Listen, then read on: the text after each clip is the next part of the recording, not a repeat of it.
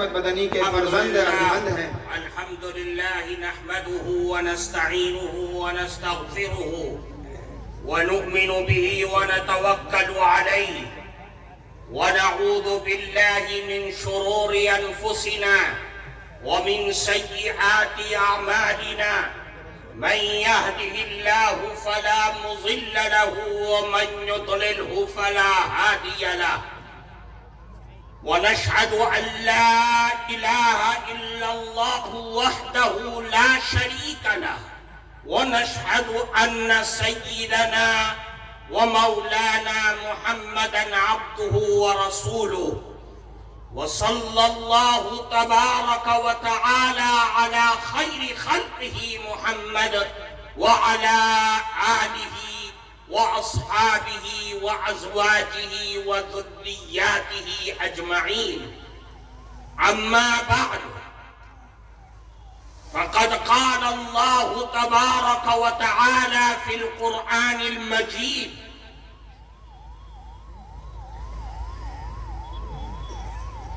فلا وربك لا يؤمنون حتى يحكموك فيما شجر بينهم۔ محترم جناب امیر شریعت، حضرات علماء کرام اور اس عظیم الشان دینی ایمانی مجلس میں موجود ہمارے معزز بزرگوں، قرب و جوار سے آئے ہوئے مہمانان مکرم، آج کا یہ اجتماع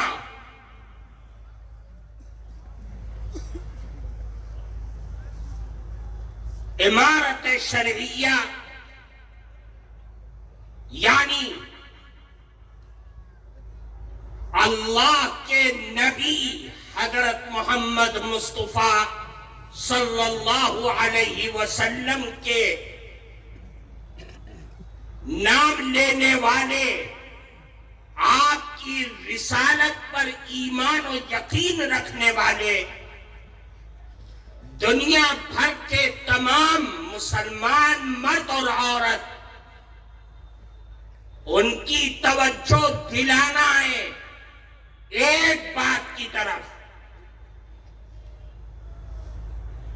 کہ سب سے پہلے آپسی اختلاف، جھگڑے، فساد، اپنی زندگی کو اس سے پاک کیجئے، دور کیجئے۔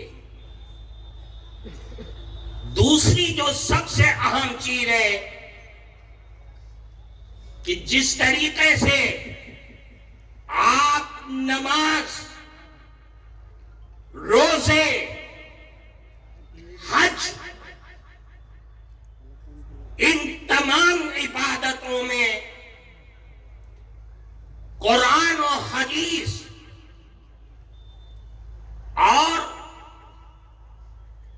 حضرات علماء کرام کے بتائے ہوئے مسئلوں کے محتاج رہتے ہیں، ہم سب کو چاہیے کہ اپنے معاملات، معاشرت،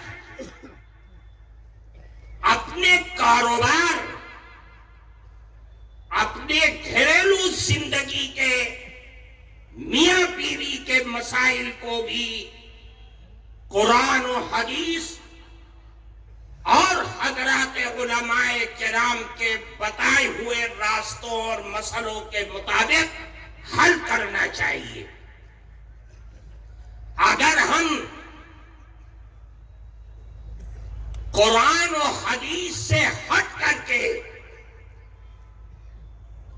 تھانوں میں جا کر کے، غیروں کے درمیان جا کر کے اپنے معاشرتی مسائل کو رکھتے ہیں تو یاد رکھیے یہ رسول اللہ کے غلاموں کا طریقہ نہیں ہے،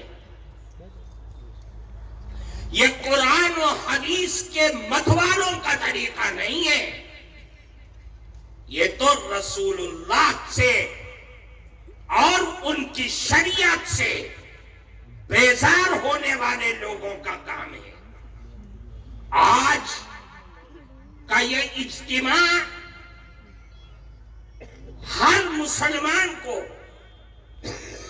اس چیز کی طرف توجہ دلاتا ہے کہ آپ جہاں رہیں، جس حال میں رہیں، اپنی زندگی اور اپنے آنے والی نسلوں کی زندگی کو قرآن و حدیث سے وابستہ کر دیجیے. اللہ نے قرآن میں اسی کی طرف اشارہ کیا، یا ایھا الذین آمنوا اطیعوا اللہ واطیعوا الرسول واولی الامر منکم فإن تنازعتم في شيء فردوه إلى الله والرسول. آئے ایمان والوں، اللہ اور اس کی رسول کی فرما برداری کرو. اور جو حضرات علماء کرام ہیں، جو قرآن و حدیث سے وابستہ ہیں، جن کی نظریں قرآن و حدیث سے نکلنے والے مسائل پر ہے، قرآن کی آیات پر ہے، اپنے معاملات کو وہاں لے کر کے جاؤ. اس سے ہٹ کر کے کوئی چوتھا راستہ قرآن نے ہمیں اور آپ کو نہیں بتلایا ہے. اگر ہم کوئی چوتھا راستہ استعمال کرتے ان تین سے ہٹ کر کے، تو یاد رکھیے ہماری اور آپ کی تباہی اور بربادی سے کوئی نہیں روک سکتا ہے. اس لیے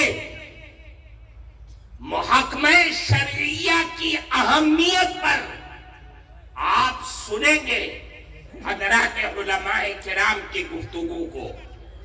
میں آپ کے سامنے وہ چیزیں پیش کرنا چاہتا ہوں کہ جو معاملات، معاشرت، عبادات، ان تمام چیزوں میں ہماری آنے والی نسلوں کو سچا پکا مسلمان بنا سکتا ہے. ہر آدمی کی فکر ہے کہ میری اولاد سچی، ایماندار، قرآن و حدیث کے ماننے والے، دنیا کی رونق سے متاثر نہ ہونے والے بن جائے، بلکہ دنیا کو اپنی ذات سے، اپنی تعلیم سے متاثر کر دے. یہ چاہتا ہے. اس کو چاہنے کے لیے ہمیں سب سے پہلا سینا ہے اولاد کی تربیت. ہم اولاد کی تربیت نہیں کرتے. اولاد کی تربیت اسلامی رسول اللہ کی تعلیم کے مطابق صحیح طریقے سے کرنا چاہیے. اس کی طرف ہماری توجہ نہیں ہے. میں اس اجلاس میں بیٹھے ہوئے اور اس سٹیج پر بیٹھے ہوئے تمام علماء کرام کو اس طرف متوجہ کرانا چاہتا ہوں کہ آپ اپنے جمعے کے خطبوں میں، اپنی تقریروں میں، اپنے بااثر لوگوں کو اپنے حلقے میں اس کی طرف توجہ دلائیں کہ اولاد کی صحیح تربیت کا طریقہ رسول اللہ نے کیا فرمایا ہے. اگر اولاد کی تربیت نہ ہوگی تو یاد رکھیے ارتداد بڑھتا چلا جائے گا. ہماری نوجوان نسلیں نشے اور جوئے اور سود میں، جھوٹ میں، بے ایمانی میں مبتلا ہوتی چلی جائے گی. دنیا کی کوئی طاقت اس کو روک نہیں پائے گی.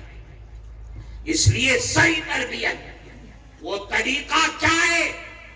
اللہ کے نبی نے فرمایا خوب غور سے سنیے اور اس کو لے کر کے یہاں سے جائیے.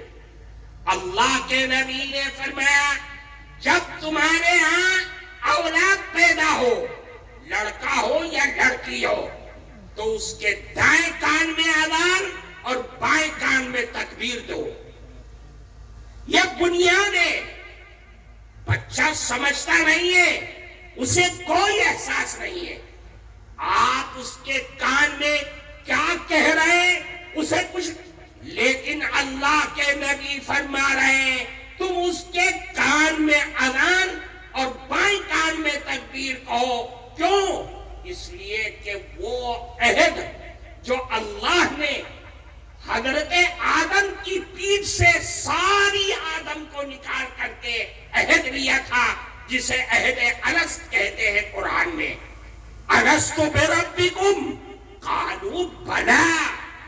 وہ عہد، اس کا بیج تم لا الہ الا اللہ اور اللہ اکبر کے ذریعے اس کے دل میں ڈال دو.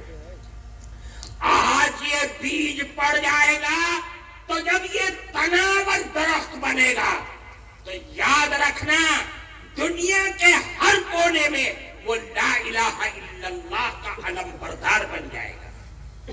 یہ اسلام کی اور شریعت کی لاجک ہے کہ آپ اس کے دائیں کان میں اذان اور بائیں کان میں اقامت دے دیجیے. آپ دیکھو کتنے لوگ ہیں جو اذان اور تکبیر کا اہتمام کرتے ہیں. ماں باپ خود نہیں جانتے، چچا نہیں جانتا، تایا نہیں جانتا، نہ اذان دینا جانتا ہے نہ تکبیر کہنا جانتا ہے. اذان اور تکبیر کا نظام ختم ہو گیا ہے. اور اب تو اور زیادہ کہ ہمارے معاشرے میں اب اولادیں ہاسپٹل میں ہونے لگی ہیں، اسپتالوں میں ہوتی ہیں، اور ہسپتال سے بچہ اٹھ کر کے آکسیجن روم میں چلا جاتا ہے. 6 دن 7 دن تک نہ ماں نے دیکھا نہ باپ نے دیکھا ہے، نہ اذان رہی نہ اقامت رہی، مٹھائی کھا کر کے ختم ہو گیا. میرے بھائی، جس کے آپ نے دل میں لا الہ الا اللہ کا بیج ڈالا ہی نہیں ہے تو درخت کیسے تیار ہوگا؟ اس درخت پر پھل کیسے آئے گا؟ پھر فرمایا دوسری چیز، اب آپ کے ہاں بچہ پیدا ہو گیا تو 7ویں دن عقیقہ کرو. یہ رسول اللہ کی سنت ہے. آپ نے حکم فرمایا کہ آج عقیقہ کرو گے، لڑکا ہے تو 2 بکرے اور اگر لڑکی ہے تو 1 بکرا ذبح کر دو. کیوں؟ اس سے فائدہ کیا ہوگا؟ رسول اللہ سے پوچھا گیا کہ عقیقہ ہے کیا چیز؟